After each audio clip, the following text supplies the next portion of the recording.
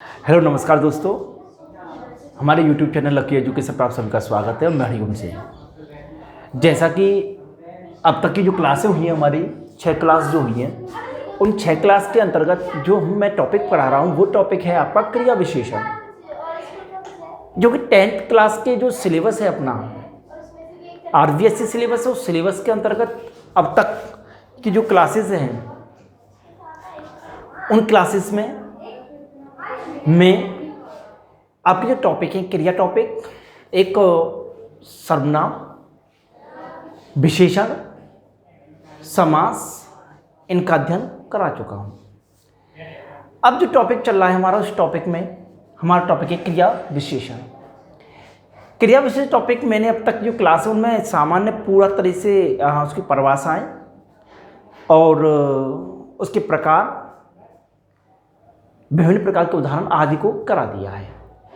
इससे संबंधित कुछ सामान्य चीज़ों, क्योंकि क्रिया विशेषण से संबंधित ये टॉपिक है, तो थोड़ी सी मैं इनकी सामान्य जो जानकारियां हैं क्रिया विशेषण संबंधित, क्रिया क्या है या फिर विशेषण क्या है या प्रविशेषण किसे कहते हैं, विशेष्य किसे कहते हैं, इनको बता देता हूँ। देखें, इसमें पहले देखें जो 2-4 टॉपिक आते हैं इसमें निकल कर एक आता है आपका क्रिया वाला। दूसरा जो बिंदु बन करके आता है वो आता है विशेषण, क्योंकि इनके बीच में अगर हम कॉमा लगा दें, क्रिया विशेषण के बीच में अगर कॉमा लगा दिया जाए तो कॉमा लगाने के बाद में ये दोनों जो टॉपिक होते हैं, क्रिया टॉपिक अलग हो जाता है, विशेषण टॉपिक हमारा अलग हो जाता है। ठीक है, दोनों टॉपिक हमारे अलग हो जाते हैं। तो यहाँ क्रिया के बारे में पढ़े हैं हम और एक विशेषण के बारे में पढ़ते हैं। विशेषण के साथ साथ में हमारा तीसरा आ जाता है प्रविशेषण। क्या आ जाता है? प्रविशेषण। और साथ ही साथ एक और आ जाता है, वो आ जाता है विशेष्य। क्या आ जाता है? विशेष्य। पहले मैं इन चारों की एक सामान्य रूप से चर्चा करूं, सामान्य रूप से बात करूं कि ये क्या होते हैं, कैसे होते हैं, किस तरह से किए जाते हैं, तो उन्हें देखें। तो देखें, चारों के अंतर्गत क्रिया, विशेषण, प्रविशेषण और विशेष्य। क्रिया होती है कर्ता के द्वारा जो कार्य किया जाता है, किया जाता है, अर्थात कर्ता के द्वारा जो कार्य किया जाता है वो क्या होती है? क्रिया। और क्रिया जो होती है उसके मूल रूप को, क्रिया के मूल रूप जो होता है क्रिया का, क्या होता है? मूल रूप। उस क्रिया के मूल को क्या कहते हैं? हम धातु कह देते हैं। क्या कहते हैं? संस्कृत में धातु कहते हैं उसको। और इन्हीं धातु शब्दों के पीछे, धातु के पीछे क्या? ना अगर प्रत्यय लग जाता है तो वो किसका निर्माण करते हैं? हमारे क्रिया शब्दों का निर्माण करते हैं। ये मैं आपको बता चुका हूं। क्रिया के जो प्रकार है, कर्म के आधार पर क्रिया जो प्रकार बटी हुई होती है, वो कितने प्रकार के आधार बटी रखी है सामान्य रूप से देखूं मैं, तो एक तो होती है कर्म के आधार पर, कर्म के आधार पर क्रिया। दूसरी जो प्रकार होता है वो होता है प्रयोग एवं संरचना के आधार पर क्रिया। तीसरा जो होता है वो होता है काल के आधार पर क्रिया। ये मैं आपको करा चुका हूं यहां पर कि कर्म के आधार पर सकर्मक, अकर्मक, प्रयोग संरचना के आधार पर 8 प्रकार और काल के आधार पर 3 प्रकार। ये मैं आपको क्लियर करा चुका हूं। इससे अगर आगे देखें हम दूसरा विशेषण, तो विशेषण में भी क्लियर हो जाता है कि संज्ञा और सर्वनाम की विशेषता बताने वाले शब्द क्या होते हैं हमारे? विशेषण। किसकी? संज्ञा अथवा सर्वनाम की विशेषता बताने वाले शब्द क्या कहलाते हैं? विशेषण कहलाते हैं। अर्थात संज्ञा की और सर्वनाम की जो विशेषता बताते हैं जो शब्द, वो शब्द हमारे किसके अंतर्गत? विशेषण के अंतर्गत आते हैं। अब टॉपिक क्या चला है हमारा? क्रिया विशेषण। अब क्या आएगा यहां पर? क्रिया विशेषण के अंतर्गत क्या देखेंगे? क्रिया की विशेषता, क्रिया की विशेषता कि क्रिया की विशेषता को बताने वाले शब्द क्या हो जाएंगे, को बताने वाले शब्द या जो क्रिया की विशेषता को बताते हैं वो क्या कहलाते हैं हमारे, क्रिया विशेषण। क्या कहलाते हैं, क्रिया विशेषण। अब हम इसकी बात करूं मैं प्रविशेषण। प्रविशेषण, प्र लग गया पहले अर्थात विशेषण। विशेषण शब्दों की भी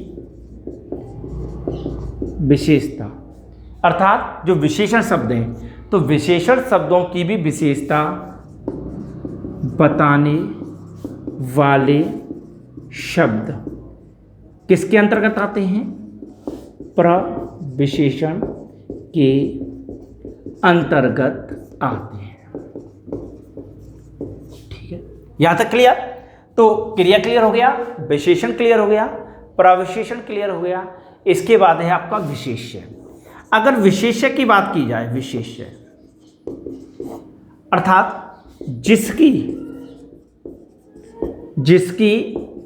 विशेषता बताई जाए, जिसकी विशेषता बताई जाए या जिसकी विशेषता बताई जाती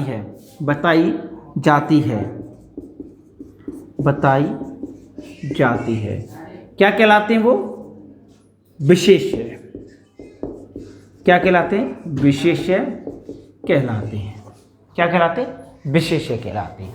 अगर प्रविशेषण की बात करूं, जैसे वह बहुत ज़्यादा बोलता है, वह बहुत ज़्यादा बोलता है, तो बोलना क्या हो गई हमारी क्रिया, कितना बोलता है, ज़्यादा। ज़्यादा क्या आ गया अपना, परिमाणवाचक में आ गया, कितना ज़्यादा, बहुत ज़्यादा, तो बहुत शब्द क्या होगा यहाँ पर, प्रविशेषण।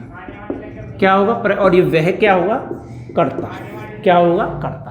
तो इस प्रकार से हमारा क्रिया, विशेषण, प्रविशेषण और विशेष्य, ये शब्द हमारे चारों के चारों शब्द क्या हो जाते हैं, क्लियर हो जाते हैं यहाँ तक।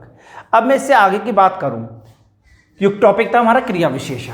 तो देखें कि क्रिया विशेषण के अंतर्गत क्या कराना है, कैसे किसके चार प्रकार थे, वो मैं कैसे क्लियर कराए थे, मैं उनका सामान्य रूप से आपको बता देता हूँ। हमने पढ़ा था यहाँ पर जो था वो था क्रिया विशेषण। तो देखो क्रिया विशेषण, क्रिया विशेषण में हमने पढ़ा था क्रिया की विशेषता बताने वाले शब्द क्रिया विशेषण कहलाते हैं। ठीक है, क्रिया विशेषण के जो प्रकारों की बात करूं मैं सामान्य रूप से, तो कितने प्रकार है, चार। और चारों प्रकारों की मैं अगर सामान्य रूप से बात करूं कि कौन कौन से चार प्रकार हैं, तो इन चार प्रकारों के अंतर्गत हमारा जो पहला प्रकार है वो है कालवाचक क्रिया विशेषण। ठीक है, दूसरा है स्थान वाचक क्रिया विशेषण। ठीक है, थर्ड जो है, तीसरा जो है हमारा वो है रीति वाचक क्रिया विशेषण। और चौथा जो कराया मैंने वो है परिमाणवाचक क्रिया विशेषण। तो देखो इसमें करना कुछ नहीं है, जो हमारी क्रिया है उस क्रिया से इन प्रश्नों का उत्तर प्राप्त करने के लिए क्रिया से इन विभिन्न प्रकार के प्रश्नों को लगा करके हम उनसे उत्तर प्राप्त कर सकते हैं। और जो भी उत्तर हमारा प्राप्त होगा वह अविकार या अव्यय शब्द के रूप में होना चाहिए। और अविकार या अव्यय शब्द के रूप में जो उत्तर प्राप्त होता है हमें, वही हमारा इनके अंतर्गत आता है। जब कालवाचक क्रिया विशेषण की हम बात करेंगे तो हम इससे क्रिया से जो प्रश्न करेंगे वो प्रश्न करेंगे हम कब से। ये प्रश्न किया जाएगा। स्थानवाचक की बात करेंगे हम तो हम कहाँ, ये प्रश्न किया जाएगा। रीतिवाचक क्रिया विशेषण की बात करेंगे हम तो कैसे, ये प्रश्न किया जाएगा। और परमाणुवाचक क्रिया विशेषण की बात करेंगे तो हम कितना या कितनी, इस शब्द का प्रयोग किया जाएगा। अर्थात क्रिया से, किससे, क्रिया से, क्रिया से प्रश्न करते हैं। तो जैसे ही हम क्रिया से प्रश्न करते हैं, कब से का प्रश्न हम क्रिया से करेंगे, कहाँ से का प्रश्न क्रिया से करेंगे, कैसे का प्रश्न क्रिया से करेंगे, और कितना या कितनी का हम प्रश्न जो है वो क्रिया से करेंगे। तो क्रिया से करने के बाद में जैसे ही हमें हमारा उत्तर प्राप्त हो जाता है, उस उत्तर के आधार पर हम ये आंसर निकालते हैं। अब के उदाहरण में अगर एक सामान्य उदाहरण बताऊं, आप उदाहरण देखें तो पहला उदाहरण जैसे कहाँ, समय का, ठीक है ना, वह सुबह बाजार जाता है। तो देखें वह शब्द क्या हो गया, कर्ता, बाजार जाता है ये क्या हुई हमारी क्रिया। इससे प्रश्न करेंगे हम कब का, कि वह सुबह बाजार जाता है, तो वह कब बाजार जाता है, हमारा उत्तर निकल के आया सुबह। क्या निकल के आया, सुबह, और सुबह निकल के आया तो ये क्या है हमारा कालवाचक, क्या है हमारा कालवाचक क्रिया विशेषण है। क्लियर। दूसरा स्थानवाचक, ठीक है, वह उधर जा रहा है, तो वह क्या हुआ कर्ता, जा रहा है क्या क्रिया, क्या उत्तर करेंगे हम कहाँ, तो वह कहाँ जा रहा है, कहाँ जा रहा है, उधर जा रहा है, तो उधर का उत्तर निकल के आएगा। तो ये हमारा क्या हो जाएगा, स्थानवाचक क्रिया विशेषण को दर्शाएगा। सामान्य सी बात है। अगर मैं रीति की बात करूं तो रीतिवाचक क्रिया विशेषण, तो रीतिवाचक जो क्रिया विशेषण है, परमाणुवाचक जो क्रिया विशेषण है, इसमें भी जो है विभिन्न प्रकार के जो उदाहरण होते हैं, हम उदाहरणों के माध्यम से उनको क्लियर कर सकते हैं। जैसे एक बात करूं एक शब्द की, जैसे वह तेज दौड़ता है, वह क्या हो गया कर्ता, दौड़ता है क्या है क्रिया। अब यहाँ मैं बात करूँगा कैसे, कि वह कैसे दौड़ता है, उत्तर निकल के आ गया हमारा तेज। तो तेज क्या है हमारे यहाँ पर, रीतिवाचक क्रिया विशेषण। कौन सा है हमारा तेज यहाँ पर, रीतिवाचक क्रिया विशेषण, रीतिवाचक क्रिया विशेषण। परमाणुवाचक क्रिया विशेषण में उदाहरण की बात करूं तो आप देखें कि चाय कम पियो, चाय कम पियो, पिए से हम करेंगे कितनी या कितना, कितना, तो चाय कम पियो, तो चाय कितनी पियो, कम पियो। तो इस प्रकार से सामान्य रूप से अगर आप देखेंगे तो कब से, कहाँ से, कैसे से, कितना या कितने का प्रश्न अगर हम क्रिया से करें तो हमारा उत्तर प्राप्त होता है। इसी उत्तर के आधार पर हमारा जो है क्रिया विशेषण निकल करके आ जाता है कि कालवाचक है, स्थानवाचक है, परमाणुवाचक है या रीतिवाचक है, और इस प्रकार से हमारा ये पूरा टॉपिक क्लियर होता है।